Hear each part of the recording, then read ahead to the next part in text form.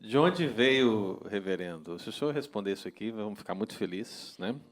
Mas de onde veio o sentimento, o desejo de Satanás ser igual a Deus antes da sua queda?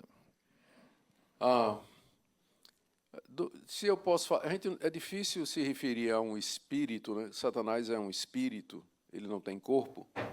É difícil se referir a um espírito, a não ser que a gente que faça isso em termos nossos, né? Eu diria que viria, Satanás não tem coração no sentido que nós temos, né? Mas com certeza nasceu do coração dele. Da mesma forma que Eva. Eva foi criada pura, inocente, mas ela tinha um arbítrio que era mutável. Ela podia escolher entre o bem e o mal. Vai ser diferente na glória futura, depois da ressurreição dos mortos, quando nosso arbítrio ele não será mais mutável, ele estará fixado no bem. Não, por isso que não pode mais, não haverá mais pecado, porque nós não poderemos mais pecar. Mas Eva podia pecar quando ela foi criada. Então, eu imagino que com Satanás, com os anjos, foi a mesma coisa. Deus criou duas raças morais. Primeiro criou os anjos, a quem também deu arbítrio e responsabilidade moral, e depois criou os homens, que também são uma raça de seres morais com capacidade de decisão entre o bem e o mal.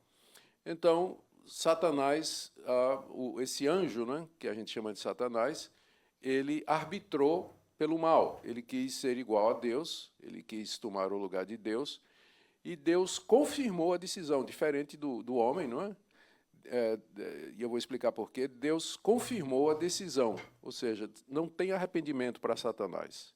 Não tem volta. Ele não pode. Na hora que ele decidiu ir contra Deus, Deus confirmou a decisão e dos demais anjos que não foram com Satanás. Deus os confirmou no bem. Eles são chamados de anjos eleitos, lá nas partes do 1 Timóteo, eu acho. Então, os anjos que... Gabriel não pode pecar. Ele não pode voltar atrás, porque na rebelião ele ficou com Deus, né, por assim dizer. Igual, né?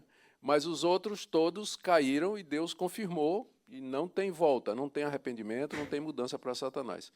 A diferença é que quando entre os homens e os anjos nesse sentido é que Deus quando criou os anjos já criou os anjos no número em que eles existem até hoje.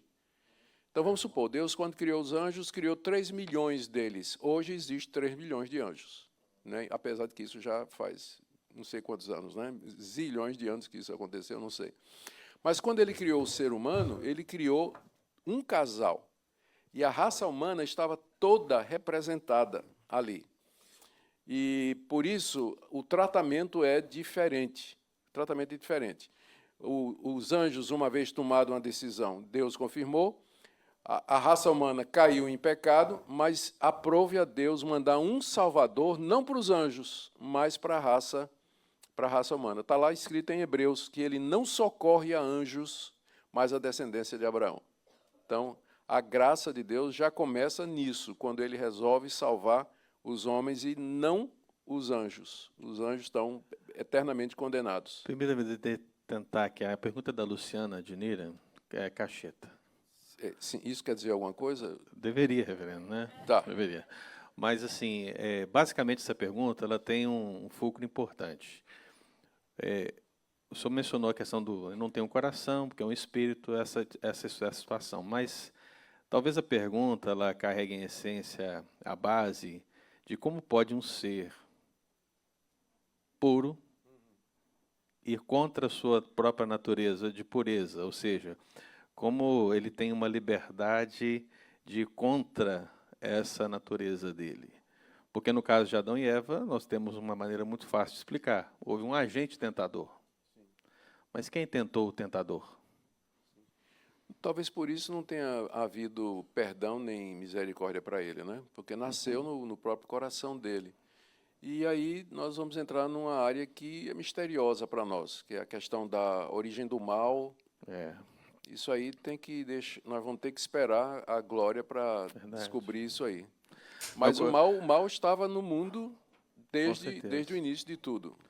Eu gostei quando você falou dos 3 milhões de homens, dá um bom corte, né?